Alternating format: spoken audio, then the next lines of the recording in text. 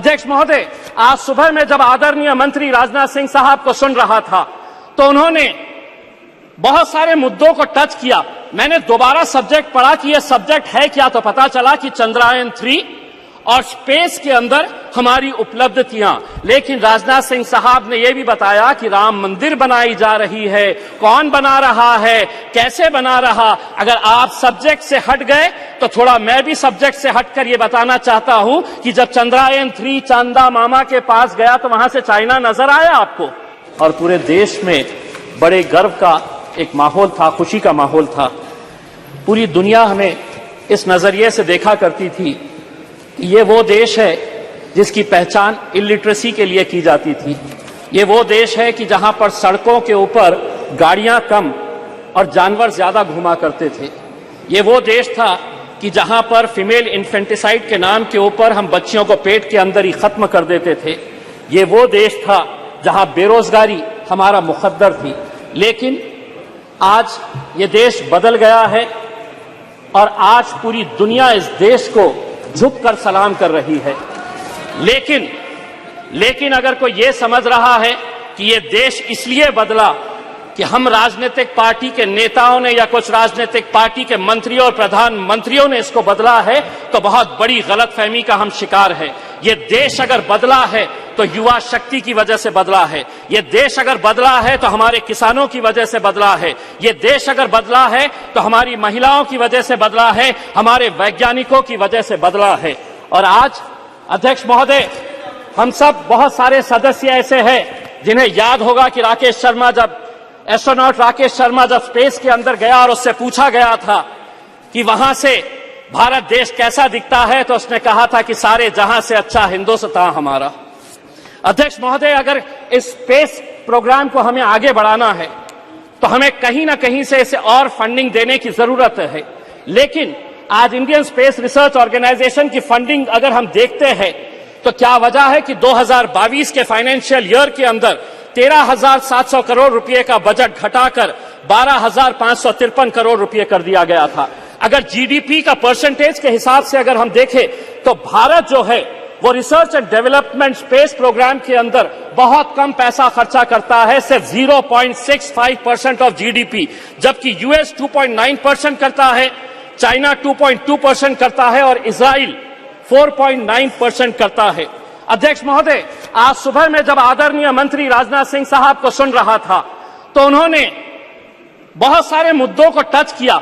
मैंने दोबारा सब्जेक्ट पढ़ा कि यह सब्जेक्ट है क्या, तो पता चला कि चंद्रयान 3 और स्पेस के अंदर हमारी उपलब्धियां। लेकिन राजनाथ सिंह साहब ने यह भी बताया कि राम मंदिर बनाई जा रही है, कौन बना रहा है, कैसे बना रहा। अगर आप सब्जेक्ट से हट गए तो थोड़ा मैं भी सब्जेक्ट से हटकर यह बताना चाहता हूं कि जब चंद्रयान 3 चांदा मामा के पास गया तो वहां से चाइना नजर आया आपको ये नजर आया कि किस तरीके से 2000 स्क्वायर किलोमीटर हमारी धरती के ऊपर चाइना ने कब्जा करके रखा है। लेकिन अध्यक्ष महोदय, राजनीति अपनी जगह। अध्यक्ष एक मिनट माननीय सदस्यगण, मैं कई बार इस बात के सुनता हूं,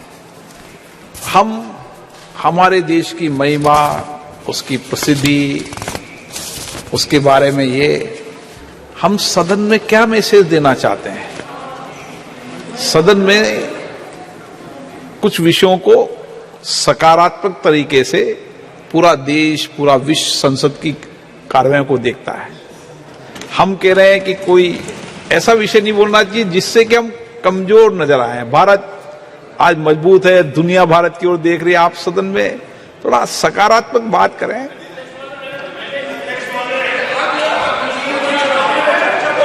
हाँ, वो विषय अलग है, वो विषय है।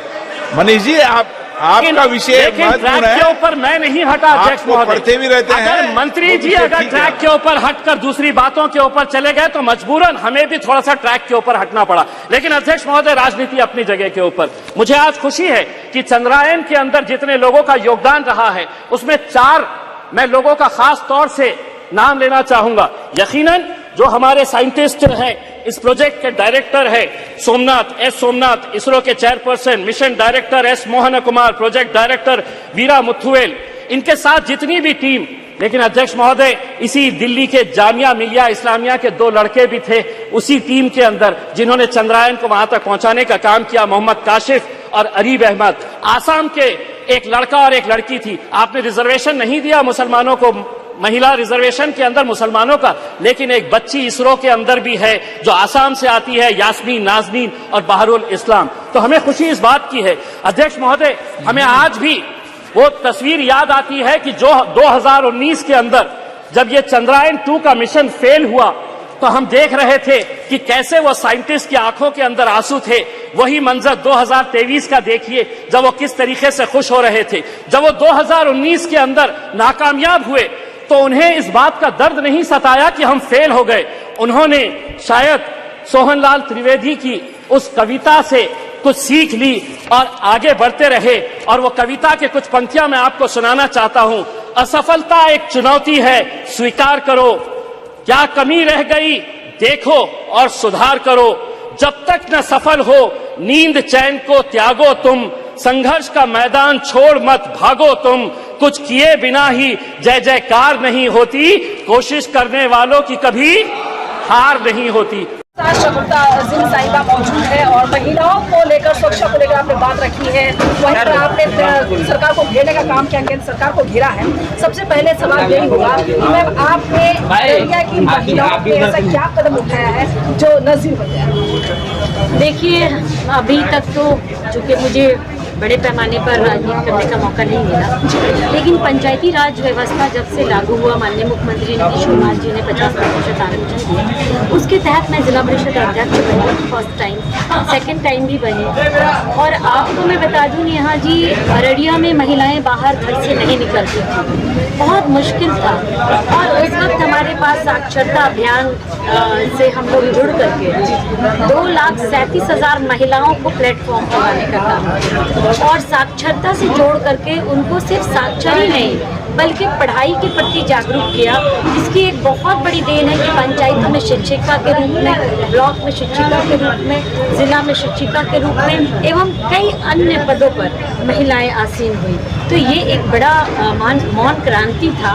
जब मैं बाहर आई थी तो मुझे भी ऐसे ही घेरा जाता था कि वो महिलाएं तो बाहर नहीं आती हैं, लेकिन मैं अपने दायरे में रह करके समाज के कामों में जब आगे बढ़ी तो मुझे समाज के लोगों ने कोऑपरेट किया और लगा कि एक महिला जैसी ईमानदारी से घर में काम कर सकती है, उसी तरीके से बाहर में काम कर सकती है।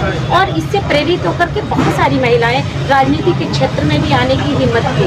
तो ये हमारे काम करने का नज़रिया था, जिससे महिलाएं प्रेरित होकर करके घर की आज चौखट से निकलकर काम करने को आज बड़ी संख्या में बाहर आई है। इसके लिए हम नीतीश जी का धन्यवाद देते हैं। बिल्कुल, एक महिला होने के नाते मैं एक और सवाल आपसे पूछूं, जैसे आपने कहा कि महिलाओं को देकर लोग